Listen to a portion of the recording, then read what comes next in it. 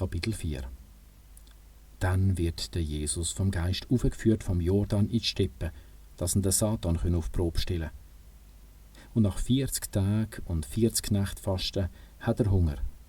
Und der Satan kommt zu einem Mann und sagt: Wenn du der Sohn von Gott bist, sag, dass die Steine da Brot werden. Er gibt zur Antwort: Geschrieben steht, ein Mensch kann nicht bloß vom Brot leben, sondern von jedem Wort, wo der Gott sagt. Dann nimmt ihn der Satan in die heilige Stadt, stellt ihn auf den höchsten Turm vom Tempel auf und sagt: Wenn du der Sohn von Gott bist, komm da runter. Steht doch geschrieben, der Gott schickt seine Boten wegen dir, um dich auf den Händen zu tragen, dass deine Füße ja nicht an einem Stein anschlägst. Der Jesus sagt: Steht aber auch geschrieben, stell den Herr, dein Gott, nicht auf die Probe. Dann nimmt ihn der Satan auf einen hohen Berg auf und zeigt ihm alle Länder der Welt und ihre Pracht und sagt: All das gibt er, wenn du vor mir runterknüllst und mich anbetest. Da sagt ihm der Jesus: Weg mit der Satan!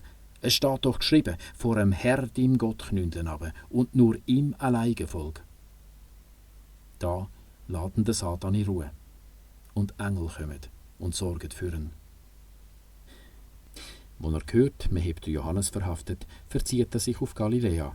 Und er ist fort von Nazareth auf Kapharnaum am See wohnen, in der Gegend von Zabulon und Nephthalim.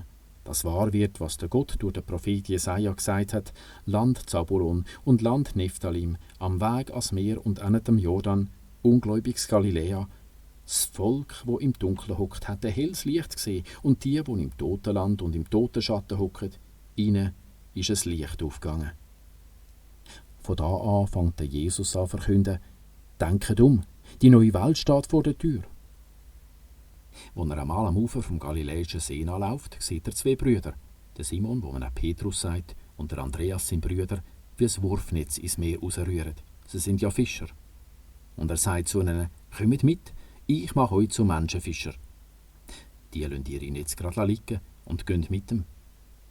Und als er von dort weiterläuft, sieht er zwei andere Brüder, den Jakobus, Zebedäus, sein Sohn, und den Johannes, sein Brüder, im Schiff mit ihrem Vater Zebedäus ihre Netzzweig machen und rufen ihn.